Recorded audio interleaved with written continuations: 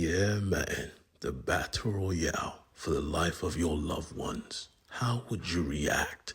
Picking up exactly where we left off in the last video. This is Do a Powerbomb. And if you are not subscribed to my YouTube channel, you're missing out. Trust me, because Luna is going on a generational run, an adventure for the ages, an adventure for the life of her mother. But to reach that point, she needs to know why. So she sits down and has a conversation with Necroton himself. And he begins with the simple line, there was a war, a big one, and I led my forces to conquer the globe. I had the guns, I had the people, the armies. It was bloody fantastic. But then it ended. The forces of the world combined were able to banish me. They couldn't kill me, so banishment was the next ideal choice. This very island we sit in is my prison. But she was confused. Wait, hold on. I saw you on Earth. How could you be there and still be prisoner here? And he clarifies, baby girl, I was just a part of me. I was able to send some of myself to your world. My true self was imprisoned here. Continuing his story, world domination was fun, but it is serious work. I got bored of it. The imprisonment sucks, but it showed me my passion.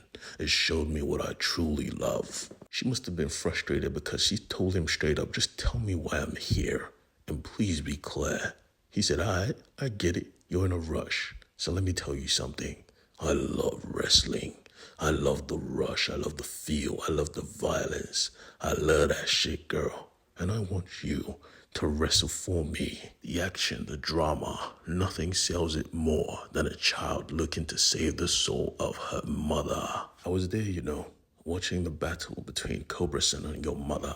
I watched her die as well. She was a talent. Let's just hope some of her talent rubbed off on you, because if you do not win, your mother is lost. As she saw her mother bound in some kind of chemical concoction, a mist, not her real mother, but a figment. As soon as she realized this wasn't real, she got pissed off. Bring my mother back now, he smiled. Yeah, I will, if you win my tournament. And just so you know, it is tag team, as he simply just teleported her back to her world, making her realize that this was a choice. You have some time to think. If you want this, you need to find a partner. And therein lies the problem. Nobody wants to fuck with her because of the promise made to her father. Shorty was even trying to find out if she was destined to win. She made it clear that wrestling is scripted, but he was a true fan. He did not believe that. He just simply told her, find a partner and be here by sunset tomorrow. Again, she said, nobody wants to fuck with me. But he did not believe that, because right behind them was a poster. Cobra-san was having a fight. Before she could have a conversation, he just said, see you tomorrow. And her father called, but she didn't pick. She had a match to go for. But this wasn't no match, nah. This was punishment. This was Cobra-san's way of atonement. The match began quickly, and he stood in place, taking hit after hit after hit. The whole crowd was roaring, watching him get battered. His opponent didn't even slow down. He went underneath the stage and got a barbed wire chair. He was comfortable with getting beat up, but not killed, so he responded in kind. He slammed this opponent headfirst into the ground with his knees, picked up the metal chair and went for his back. He slammed it against his flesh, ripping off skin. He was about to finish him off, but then he saw her. He saw Rose. This made him freeze. And if you know wrestling, never freeze in the middle of a finale. You could literally die. His opponent saw this and replied in kind with a gut kick. He wasn't done, nah. He picked up a fork and stabbed him in his chest, tossed him to the floor. This was underground. There was no rules. This was brutal, like Mortal Kombat. The blood, the gore, the absolute savagery. Homeboy grabbed some light tubes, some fluorescents, and started to smack him with it. The shards on the floor. He pinned him there as he bled out. The match was already over. 1, 2, 3. This was his life now, from glory to a bottom feeder.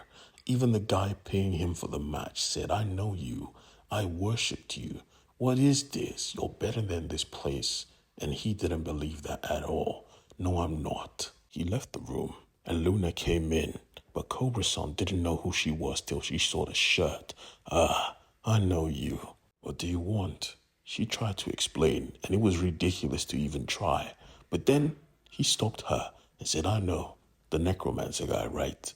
She froze. "What? You thought he was special? He came to me as well. And now I'm going to tell you what I told him. Not a chance. Never going to happen." She was pissed off. "Why?" He said, "Look at you. You're too green. You will be broken in a second. You might die." That must have struck a nerve. Yeah, he would know a lot about death. You could see in his eyes, he still felt guilty. He tried to apologize for her mother, but she stopped him. "Nah, stop. Don't ever talk about my mother in front of me. You killed her. You killed her in front of me. I watched your match. I know you're trying to atone. That's good. At least you're not completely horrible. But breaking yourself is not the right way to atone. Bringing her back is the best way. And we can bring her back. We could be a good team." He must have heard something he liked because he simply said, "All right, tomorrow, meet me here and bring your boots." He just walked out. That was it. And at that moment, she returned the coat to her father.